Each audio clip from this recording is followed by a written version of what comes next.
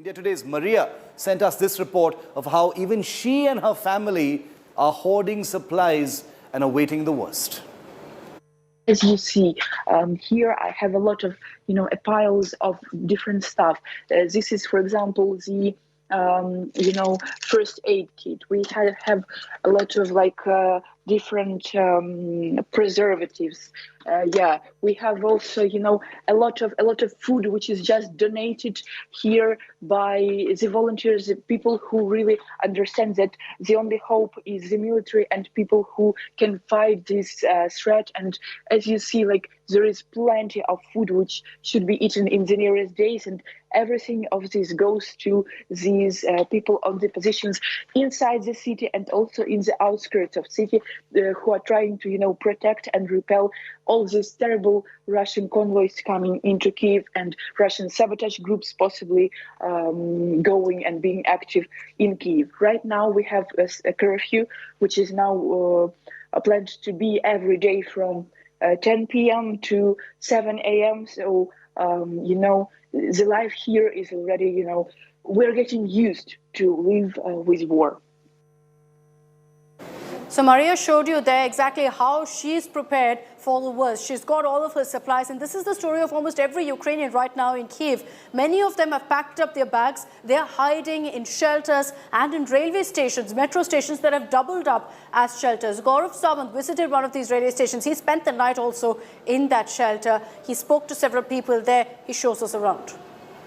With air raid sirens going off in the middle of the night, there is fear and there is panic on the streets of Kyiv, and hundreds, hearing the sound of those blasts and the thuds, are taking shelter at the Kyiv railway station. There is tremendous panic as people in thousands attempt to leave the Ukrainian capital Kyiv. The situation this time is extremely tense here.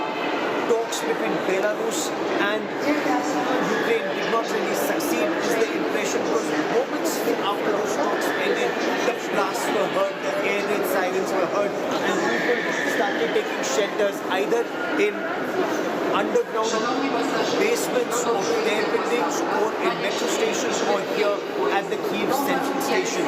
Their attempt, as far as the locals are concerned, is just to get out of Kyiv and get to the latest town.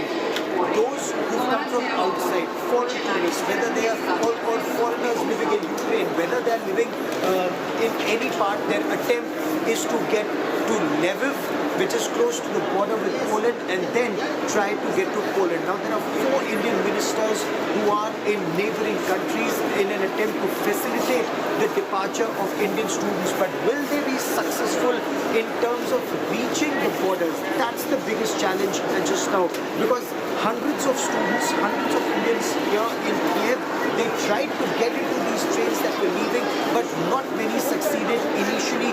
They will perhaps try once again tomorrow and in the days to come. But before they're successful in boarding these trains and getting to Ukraine's borders, the challenge of reaching the railway stations, the challenge of dodging the Russian assault is enormous. With cameraman Pawar in Kyiv, Ukraine, Gaurav Sawant for India Today. One of the most viral images on day 6 of the invasion is this image you see on your screen of this huge war convoy that's rumbling towards Kyiv as we speak. These images via satellite were taken a few hours ago, which means that a 64-kilometer long convoy is already at Kyiv's doorstep by now. When will the actual attack happen remains to be seen. But in Kyiv, air raid sirens are going off. There is panic setting in and people are bracing for the big attack. Here's a report we got overnight from India Today's Rajesh Pawar.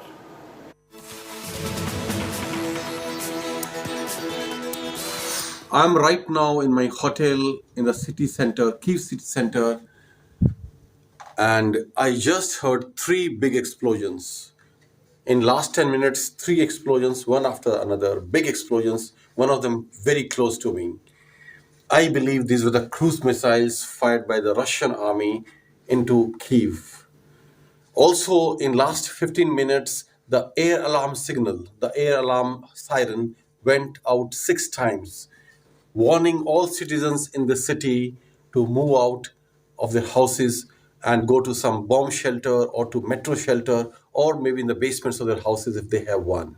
So if this is happening after a gap of 30 hours now, at this time when the talks were going on, I take this as a signal that talks have failed and the war will resume now and at a much harder scale and a much bigger scale from tomorrow onwards. This is Rajesh Pawar for India Today from Kyiv city center.